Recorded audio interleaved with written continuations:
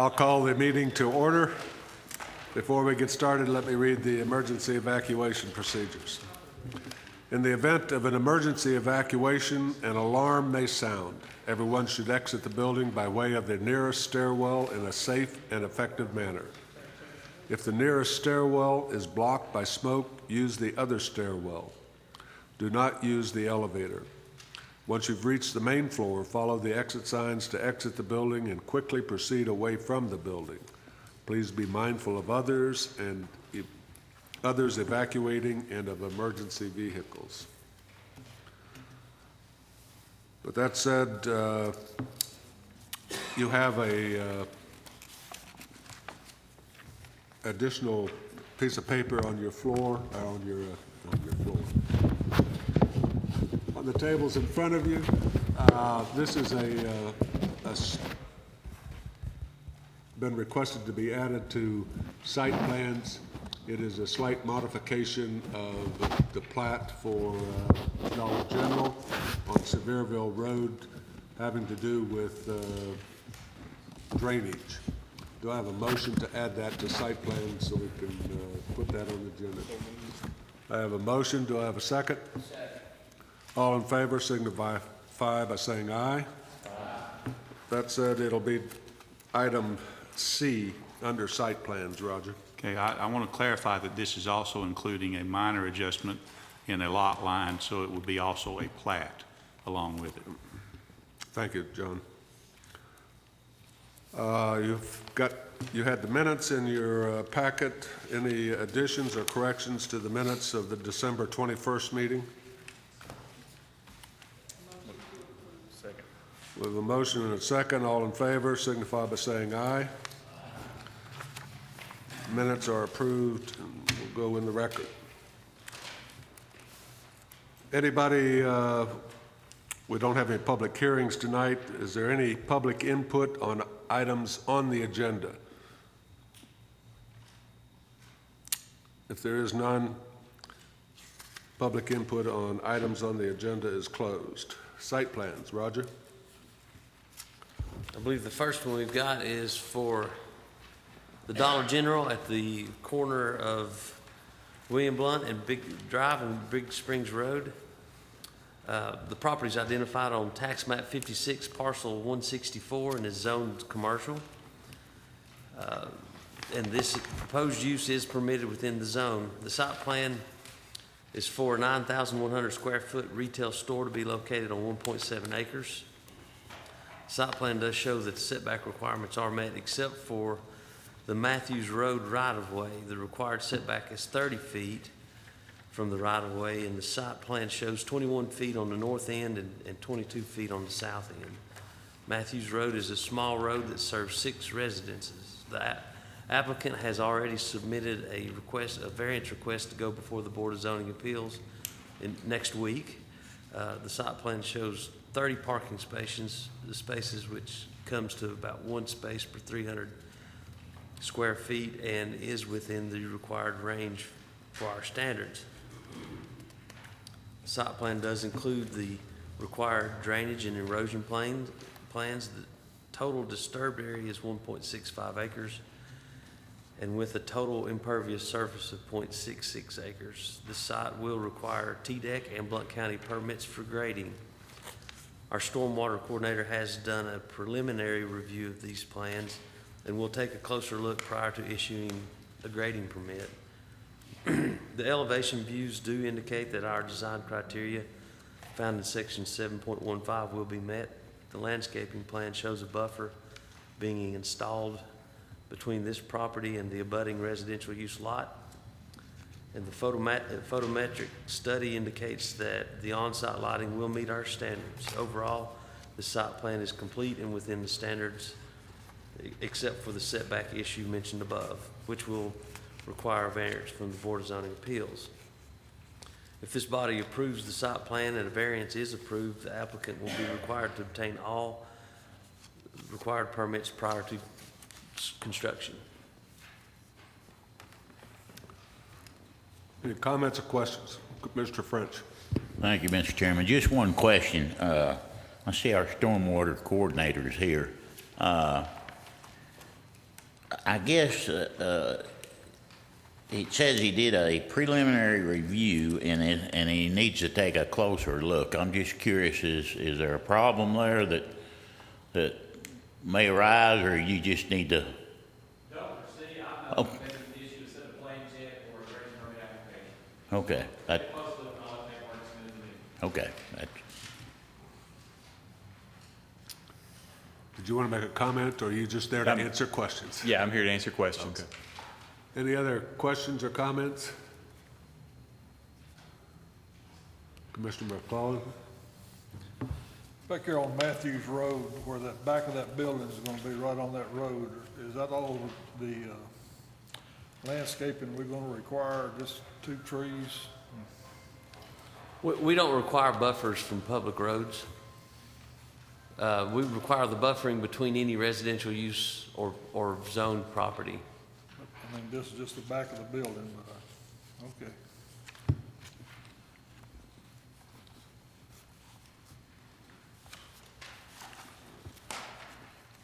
Do I have any other comments, questions?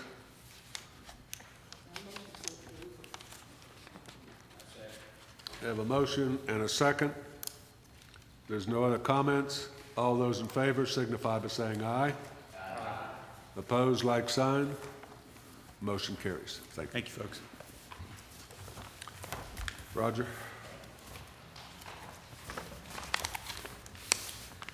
This one is for the guest house at Blackberry Farm. This site plan is for the remodeling and expansion of the guest house at Blackberry Farm. The property is located at 1471 West Millers Cove Road and is identified on tax map 82, parcel 67.02, and is zoned planned rural resort district. Most of this project is just renovating the existing structure, but there is an increase in the footprint that requires a site plan to be reviewed. The contractor has indicated that the structure will extend out just a few feet on each end of the existing structure. This addition will meet all building setback requirements. This addition will not have an impact on the existing parking for the resort, and the minimal amount of disturbance will not require a drainage plan. And then I included the elevations for you guys to, kind of visualize what it's going to look like. Commissioner French? thank you, Mr. Chairman. The only question I have is what constitutes a few feet? I don't have a clear indication because I didn't have a before and after on it, but from my discussions, it sounded like maybe extending out 8 or so feet on each end. Okay. Is there appropriate setback? Oh, yeah, That would they're accommodate that? well away from any, the closest property line's probably close to 100 feet away.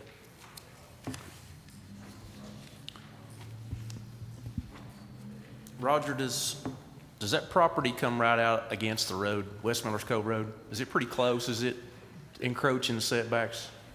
This structure? Yeah. No, this They don't one, now? if you know where the main house is. I do. It's the house right before you get to the main house. Where the pool used to be. Okay, I got you. I'm thinking of the one right there as you come into Blackberry on the right that kind of sits right on the road. Oh, no, it's not. That's Okay. not it, no. Thanks. Any other questions or comments? We have a motion and a second. Any further discussion? All those in favor signify by saying aye. Opposed, like sign. Motion carries. Roger, the addition, item C. The one that you voted on is, from my part of it, the original site plan, if you can recall, had a pretty sophisticated underground stormwater storage facility. They've decided to go with a more conventional approach, and a property owner has granted them easements for the drainage structures and the detention pond. And that's all this is changing it from the underground storage to the more conventional. And I suppose the changes to the plat are recognizing those easements. But as far as the site plan, it just shows the new detention plan going into the above-ground ponds. John or Doug, do you have any additional comments to that? Yeah, the plat is the first drawing, the site plan is the second. They do match up. Roger was correct. They're actually, if you look at the lot to the southeast where the house is, they're actually just making that lot a little smaller and moving the detention pond onto that middle lot. And the reason the plat comes before you is because it's come before you before, and it's just to make everything fit together. So we have no reservations with the change in the plat or the site plan. Any questions or comments? I have a motion to approve the modified site plan. Do I have a second? That's to modify the detention as well as the plat adjustments. All right, we have a motion and a second to approve the modified site plan and the adjustment in the lot lines. All those in favor signify by saying aye. Aye. Opposed, like sign. One nay. Thank you. Site plan is approved. Thank you. Thank you, Roger. Preliminary plats, Hess Creek property by Beal Holdings LLC off of Hess's Creek Road. Doug? Yeah, if you look at the plat item B1, you'll see 3 tracks, A, B, and C. If you look even closer, you'll see that tract A, the smallest one's actually 12 acres. Tract B is, I believe, 18 acres, and tract C is 47 acres. They come off of an easement that crosses to the lower left of the page. You'll see the Blair Branch condominiums. There's an easement that crosses that property.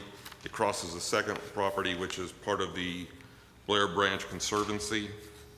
And so these tracts A, B, and C will be lots 2, 3, and 4 off of the common driveway easement, because the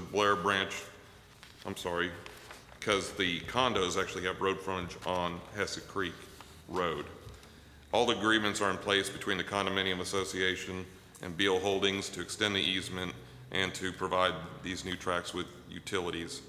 In this case, it'll be utility electric and a private water system. We've looked into both of those and they comply with our regulations. We'll have the proper documentation. I want you to know that the common driveway easement will be constructed to some part of track B, and the easement will be extended to track C. And the reason we typically make the easement be built to the last lot, but track C is going to go into the conservancy. It's not going to be a buildable lot, but they're going to provide access to that lot. Staff, outstanding items to be completed are on page 4. I'm going to read them into the record. Number 1, verification of a stormwater pollution prevention plan permit from the state of Tennessee by the owner. The owner has confirmed that the state does not require that permit. Their disturbance for the road, which already has a road bed on it, is less than an acre. Number 2, a pre-construction meeting prior to any additional on-site work. All instructions in the staff analysis for the construction of the common driveway, construction of utilities, erosion controls, and stabilization of site. And number 3, supply a copy of the maintenance agreement, POA documents to staff for review, and they are working on those right now. This is just a preliminary plat. They will construct the driveway and intend to come back either next month or the month after with the final plat. Questions? Commissioner French? The 50-foot easement, it says it's called Blair Branch Road, I'm assuming. Well, where it goes on the track A and enters track B, it says it's a 40-foot access utility. Is that just 40 foot of the 50 foot's going to be, or is that 50 foot in through there? Or No, they're dropping it down to 40. Dropping it down to 40 feet? Yeah, we only require 25. Okay. So they're both adequate. I think it's a little strange, but, okay. Any other questions?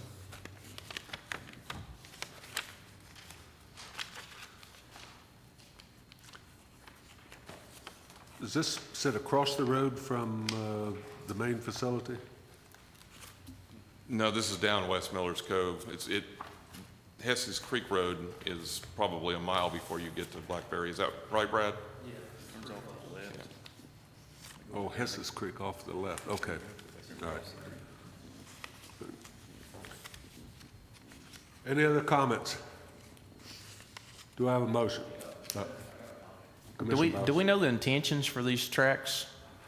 The A and B are home sites, one home each, and Track C is conservancy land.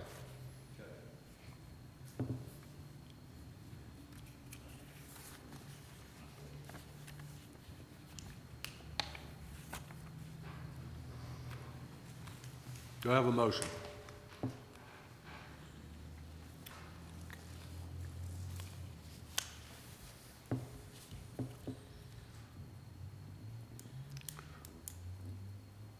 I either need a motion to approve or a motion to deny and a reason.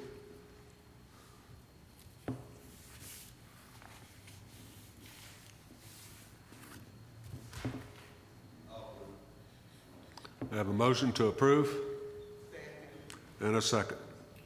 Any further discussion? All those in favor signify by saying aye. Aye. Opposed? Motion carries.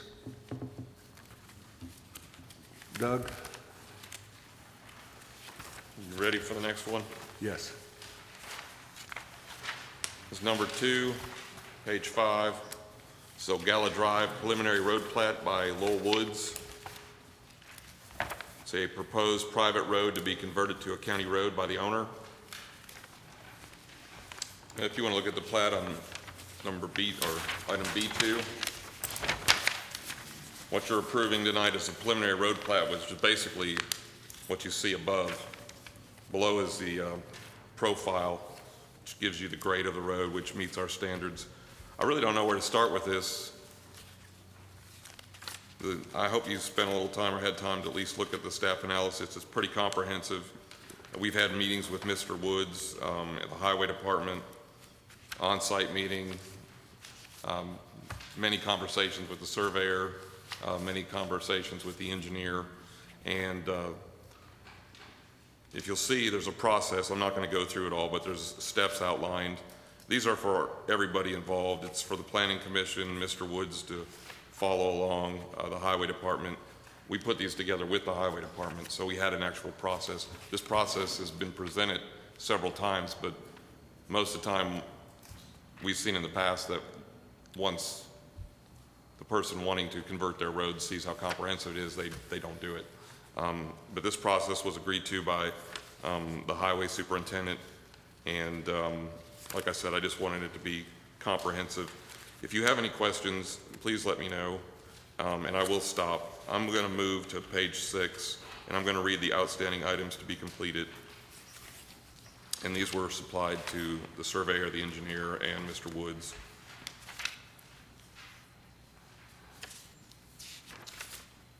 See if I can figure out where I'm at. There's a lot of them. I don't even have them numbered, but page 6. It goes from page 6 to page 8, so I'm going to try to be brief. It says, please contact Jeff Hatcher in regard to the proposed ditch line along a portion of the roadway, past the mailbox structure on the right, going up the hill. I'm not going to read the rest of that. Robbie, have you made that contact with Mr. Hatcher about that ditch line and straightened it out? Okay. This is kind of a work in progress. I'm going to encourage you to approve the preliminary plat and keep in mind that this is not a process that we've walked through in 17 years that I've been here. So, number 2, please confirm the location of the road and the proposed right-of-way in reference to note 4 of the Sterling Road design for Augella Drive with the Highway Department. The road is actually skewed outside of the center of the right-of-way. It's typical to see a road planned in the center of a right-of-way, but it's not standard. I mean, it's not required. We don't require that. So I believe this road is going to stay outside of the center. Is that correct? A short portion of it. Just a short, yeah. And once again, the reason for that, we're retrofitting a road into a plat situation and not the other way around where we create a plat and then put the road in the center. So I believe it'll work fine. The third item is please refer to the Ogalla Drive private road to county road process letter. This is for Mr. Woods, for the application of the stone base. The highway department has another process in place. They're going to go out there and test the stone base that's there and then add 3 inches of stone base to it. And the next item is a drainage letter from Sterling, specifies silt fence. We just want to see erosion controls basically in place before the start of construction. Next item is the survey from Garrett indicates a 20-foot easement off the end of the proposed cul-de-sac. I still don't have clarification where it goes or the purpose of that, but we'll take care of that. And Mr. Garrett is updating the survey. Is that correct? Yeah. Okay, and the next item is any lot modification, specifically making any of the lots smaller, will require review and approval by the Blount County Environmental Health Department. And if there's more than one lot at a time, it'll require the approval of the Planning Commission. I believe some of these lots are going to change, but at this time, we're only considering the road plat. Additional items, page 7, any on-site construction prior to a pre-construction meeting with staff is at the risk of the owner.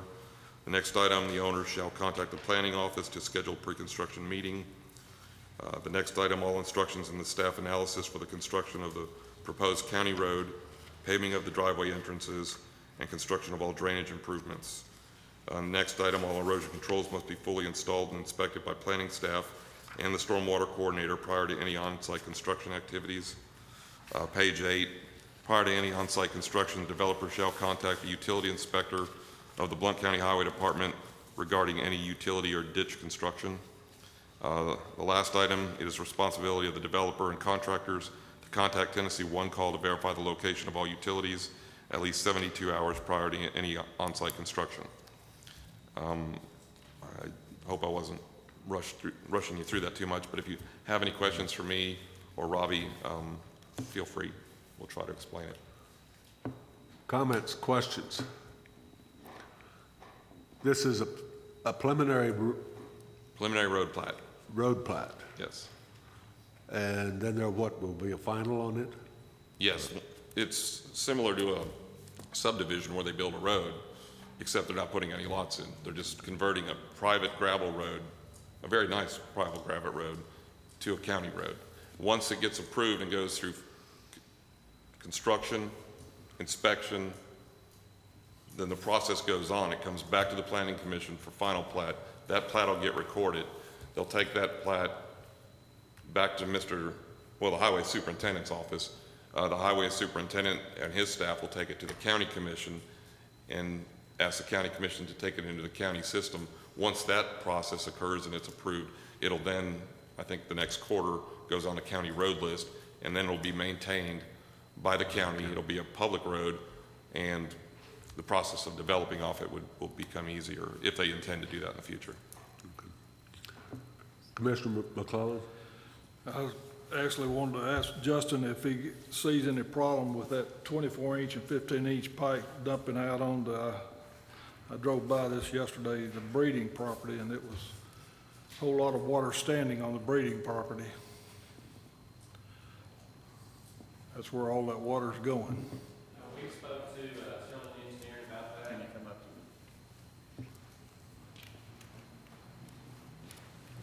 to We spoke to Sterling Engineering about that, mainly just to make sure the adequate pipe size will be there to prevent flooding or backing up on that, and we'll probably also have some outlet protection to minimize erosion right there.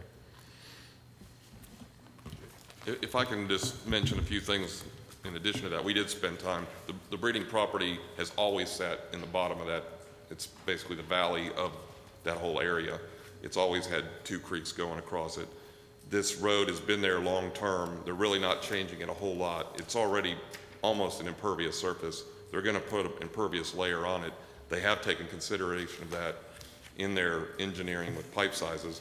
I actually asked them to look at possibly putting a detention basin in before the water would get to the breeding property, and the calculations just didn't bear that out. Is that correct?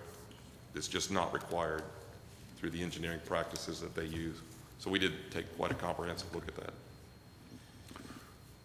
And reading all the statements in there, it sounds like the highway department has been right in the middle of this whole process. They have, yes. Okay. Any other questions or comments? Mr. Allen?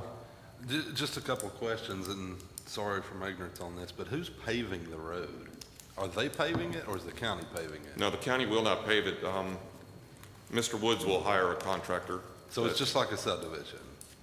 Yes, normal one. except there's no lots and the road's already there. Okay, and the second question is, so they're going to go through all this and complete construction before the county commission votes whether they're going to take it on as a county road or not? It has to meet a county road standard before the county would accept it into the county road system. And they're fully aware that that could be turned down after that happens? That's the chance they take. Yeah, there's even the statement about it at the developer's risk. But if they perform just like every other subdivider, whenever they've performed, we've always either recommended for it or the planning commission has had outstanding items to be completed. Once they perform, I don't know of any time that the planning commission hasn't approved and the county commission hasn't eventually taken the road. Any other comments, questions? Yes. Yeah. Is there any, again, is there a specific need here for this to be done, and is there a benefit to the county that's taking this on as a road? And then are all these property owners in agreement or wanting this to happen? So I understand that all the property owners are in agreement and want it, and I think some of them are actually participating with Mr. Woods in the process. I could look at it from a standpoint of benefits or the other way around. If you simply want to live off a gravel road, that's not going to occur anymore. But at the same time, the benefit to the lot owners is they don't have to maintain their own road anymore. There could be a possibility it's a benefit to the county simply from a variety of standpoints.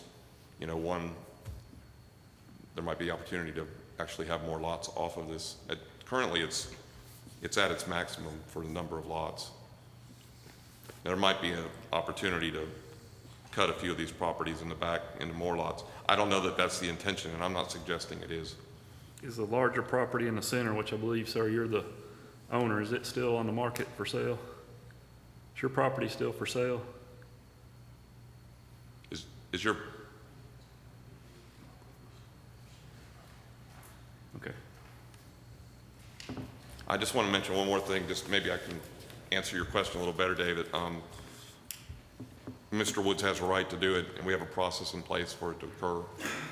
The county hasn't taken that process away. So I mean, I think it's within his rights to ask the county, if he follows the procedure, to take this road into the county road system. You done, David? Yeah. Commissioner McClellan?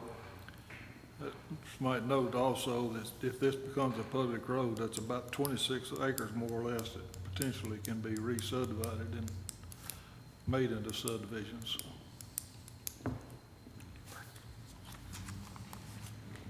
Commissioner French? Thank you, Mr. Chairman. I do have one comment. We had a situation like this in this area is in my district, by the way.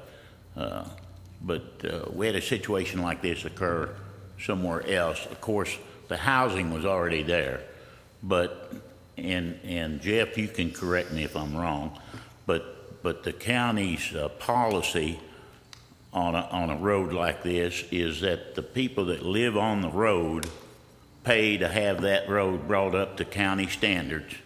And once it is brought up to county standards, it's usually been the practice for the county to adopt that road on the road plan. You can correct me if I'm, but we did have that happen once before in my district that I recall. What since I've been with the Highway Department, we've had several instances where there are roads that qualify under the private act for the 1/3, 2/3 split, where the county pays 1/3 of the cost and the county picks up the other 2/3, and that requires a buy-in by the people on the road that's affected. We've had several of those accepted. Now, then, this is the first time since I've been at the Highway Department that a gravel road that does not meet the criteria for the private act has come before us. Now then, and the reason it usually don't come before us is there's nobody willing to pay 100% of the cost to bring a road to county standards. And these folks have really put a lot of effort into meeting the requirements we've laid out before them. And I would anticipate a good product when they get done. We've got a good subgrade out there that's obviously in good shape. And they're going to add a minimum of 3 more inches of gravel onto that before they pave. So as far as a maintenance issue, I would anticipate this to be just like any other county road. There is a little issue with the alignment, but we get that sometimes in new subdivisions too, where they mess up on their staking or something, and you get the road a little to one side or the other. So that is a little bit of an issue. And I have pointed out that they will have to get us a maintainable ditch line in before I will buy off on it from the Highway Department's standpoint. That was one of the things that was brought up in one of the meetings, is the ditch line will have to be of a maintainable quality before I'll accept that offset. Thank you. We have a motion and a second to approve the preliminary road plat. Any further questions or discussion? Not all in favor signify by saying aye. Opposed, like sign. Motion carries.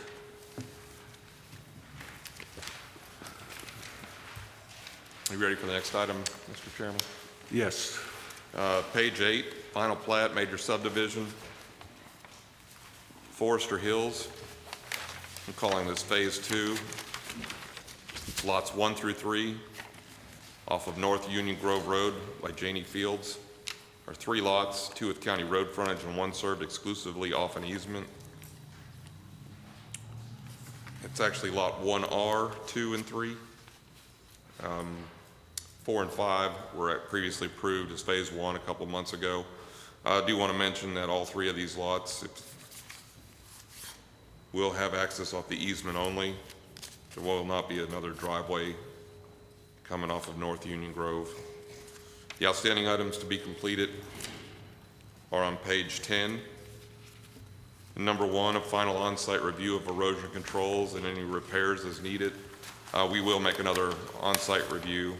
The last time I was there, it was in really good shape. Number 2, a certification letter from the project engineer for the drainage and erosion control measures shall be supplied to staff. I received that today from the engineer, and it looks to be in order. I have no issues with it.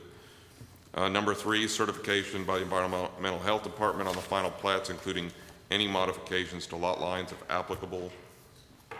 I know that Mr. Ferguson has worked with Mr. Shore at some length and Kevin Pitts on this project.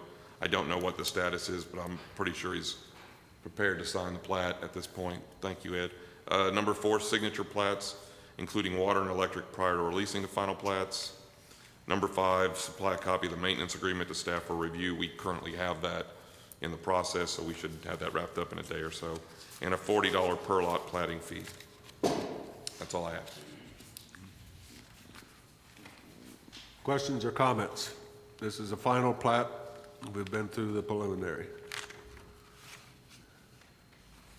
Motion to approve upon the completion of outstanding items. We have a motion and a second to approve, subject to completion of the outstanding items. All those in favor signify by saying aye. Aye. Opposed, like sign. Motion carries.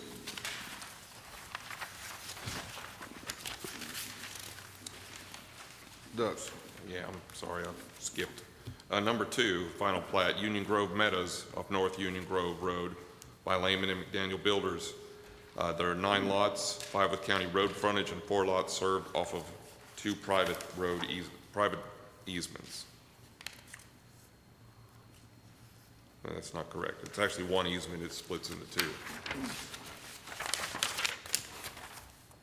Outstanding items to be completed. Begin on the bottom of page 11. Number 1 is a final on-site review of erosion controls and any repairs as needed. Number 2, certification letter from the project engineer for the drainage and erosion control measures.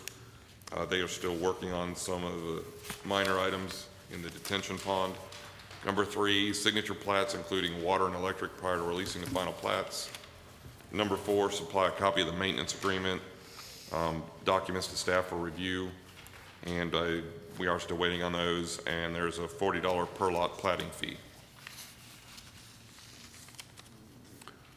Any questions or comments?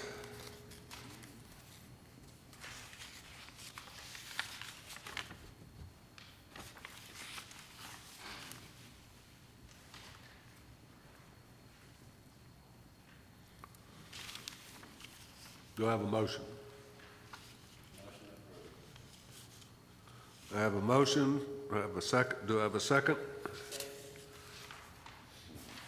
Any questions or comments? Everybody's still studying.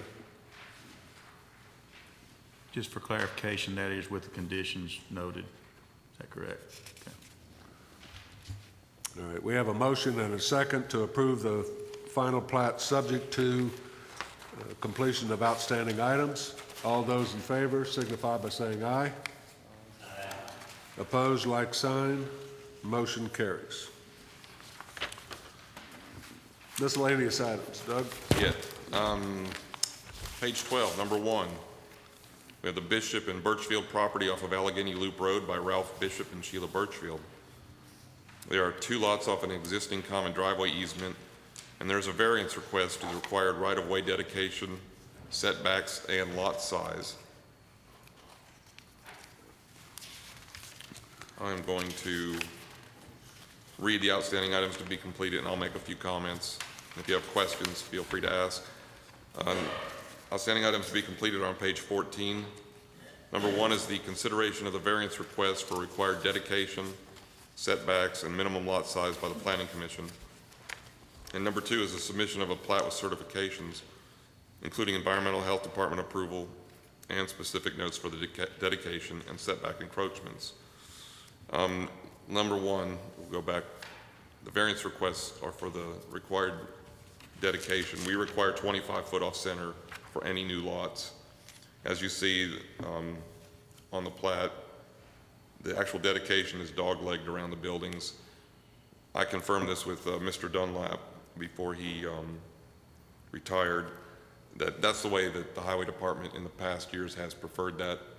We have some old barns and stuff that have come in over the years. He doesn't want them in his dedication. It makes a lot of sense. So they just simply dog-leg it around. It stays private property that way.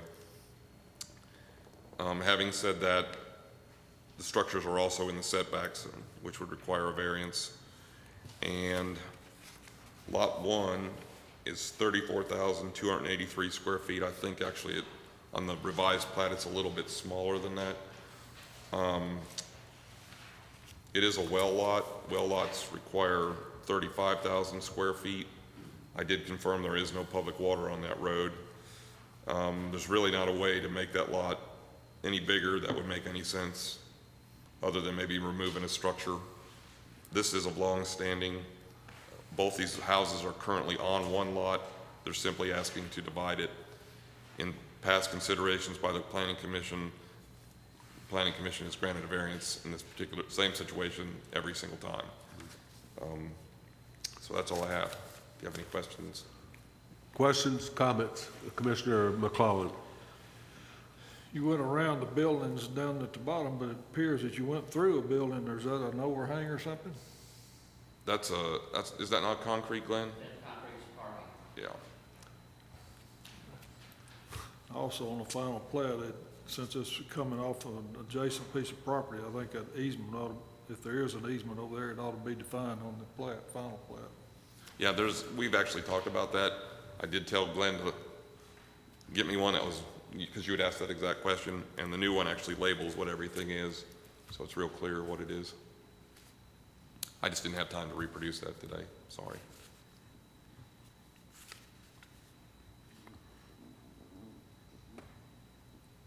Any further questions?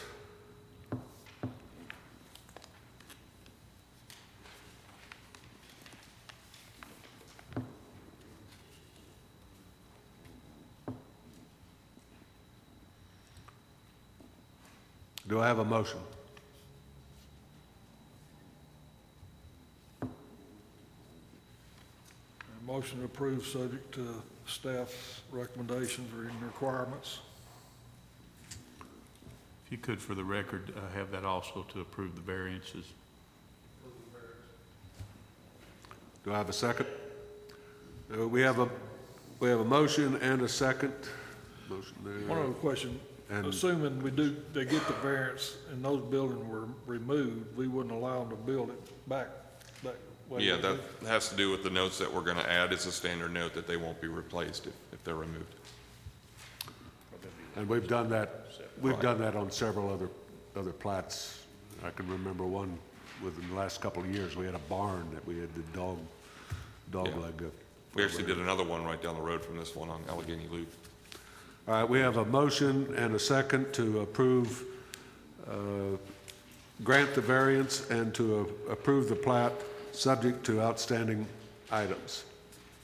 All those in favor signify by saying aye. Aye. Opposed, like sign. Motion carries. Item 2, miscellaneous, Lot D7R of the Little River campsites off of Doris Lane by Billy and Pamela Curtis. Combination of 2 small lots with variances being requested. Variances include minimum lot size, setbacks, environmental health department requirements, and floodplain requirements. Let's see here. Outstanding items to be completed are on 15. Number 1 is a consideration of the variances by the Planning Commission. Number 2 is submission of a plat with the above comments and certifications, including environmental health department notations of existing conditions and restrictions, and I'll also add encroachments. If we take a look at the plat real quick, there's actually 2 lots there, and they're taking a lot line out, so they're actually making this lot bigger. The lot size I have written in here is about 2,000 square feet. The new lot size is 2,178 square feet. Our minimum required lot size is 30,000 square feet. These are very small campsite lots. They go back a long ways. They're currently, the owner has 2. They're actually trying to make it better. The structure is in the setbacks, so that would require a variance. The setbacks for Dark Island, as they call this location, also known as Little River Campsites, is 5 feet.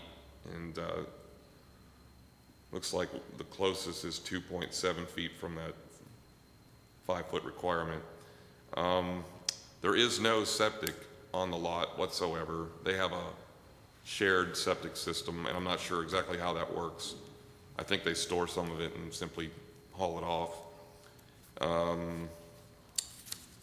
What are the other variances here? I think we can cut to the chase on this. What we usually do in a situation like this, since it's a combination of 2 substandard lots and by itself is an improvement, is to grant blanket variances to the existing situation. So I don't know that we need to detail them. No, I just mention one more thing. If you see to the right, you see a lot H14R. That was 3 lots. They went through the same exact process a couple years ago with a blanket variance, and the Planning Commission approved it. And we've had to do that up on Chahali Mountain to those small lots up there. We've gone through the lot combining of lots because it is improving on it is still a bad situation, but is improving on a very bad situation. So. Any questions or comments?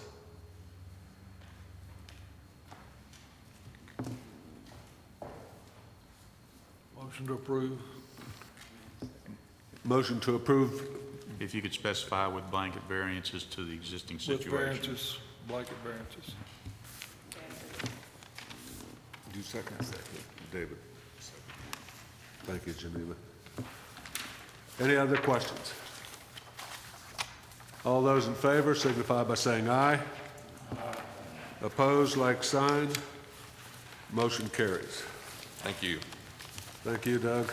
Last item from me, number 3, page 15, is a combination of lots in Fairway Vista subdivision off Hunter Run Road in Laurel Valley by Fairway Vistas LLC. There are 4 lots off a private road. This is a revised outstanding items to be completed. The Planning Commission, there's no plat to look at. The Planning Commission approved the plat on February 15th, regular meeting. I've listed the outstanding items to be completed, 1, 2, and 3 there. The owner's requesting that item 1, the addendum to the Property Owners Association for new lot numbers, be stricken. Staff has no reservation. This is Laurel Valley, and we've been through it time and time again with them, and we're just not going to. We have no reservations if you remove that requirement. I need a motion to remove. So we're taking and making 4 lots out of 8, or is it? You're just removing the addendum to the Property Owners Association for new lots, that condition. You approved it with that condition, and you're just lifting that condition. Okay, we're just lifting that condition. Okay. Commissioner McClellan? Oh, excuse me. All right, so we're not modifying the plat? Not at all. Okay. Simply removing item 1 of outstanding items to be completed. Do I have a motion? Do I have a motion? David. Do I have a second? And a second. Commissioner French, you got an issue?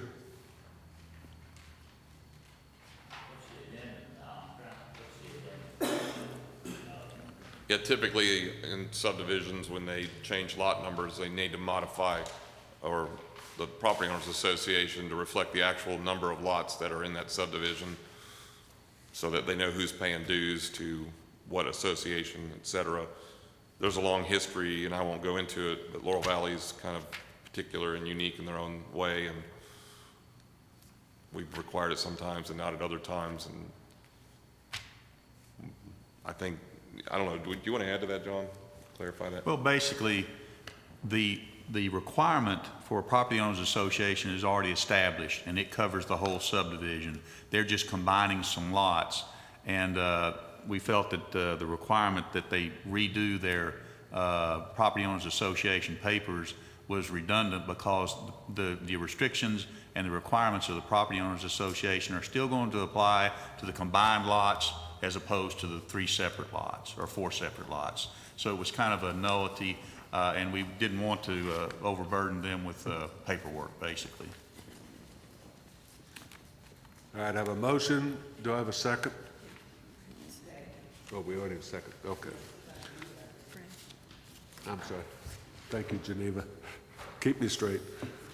All right, we have a motion to remove item 1 under outstanding items to be completed. All those in favor signify by saying aye. Opposed, like sign. Motion carries. Thank you, Doug. You had to talk a lot tonight.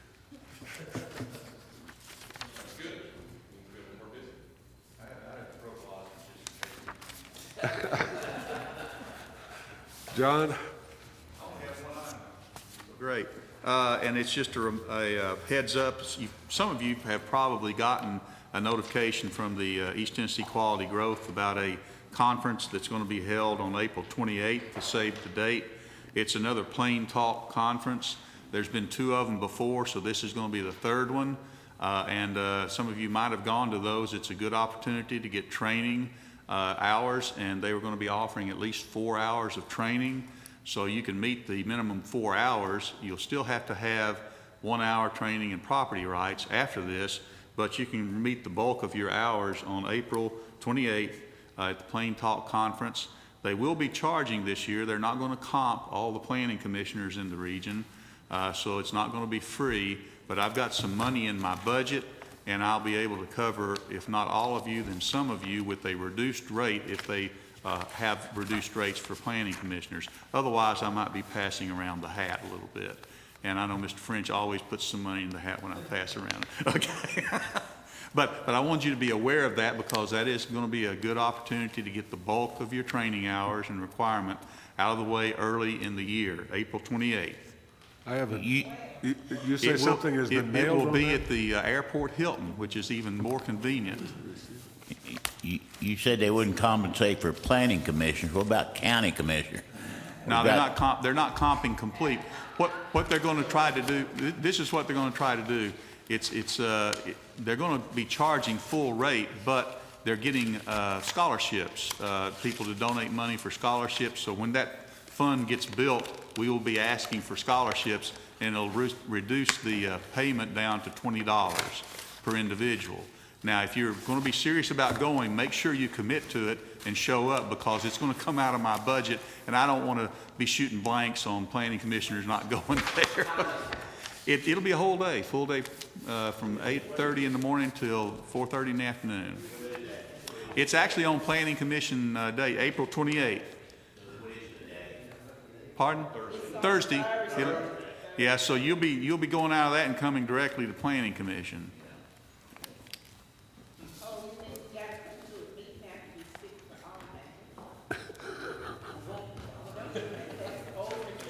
I'm sure there's a lot of commitment here to killing two birds with one stone on that day.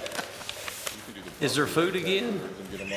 Yeah, Doug says we can actually do the property rights after the planning commission meeting and get the whole thing done. No, I don't think so. Huh? Yes. Gonna be a bar?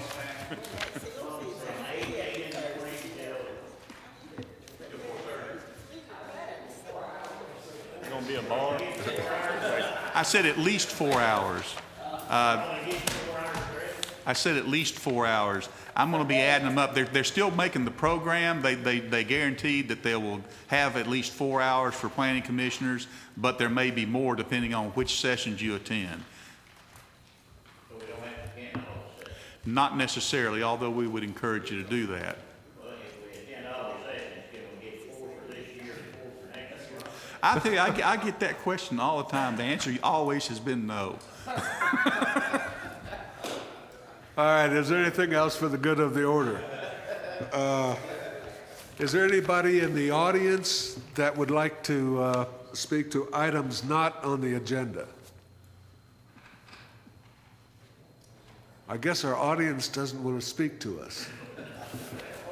We are adjourned.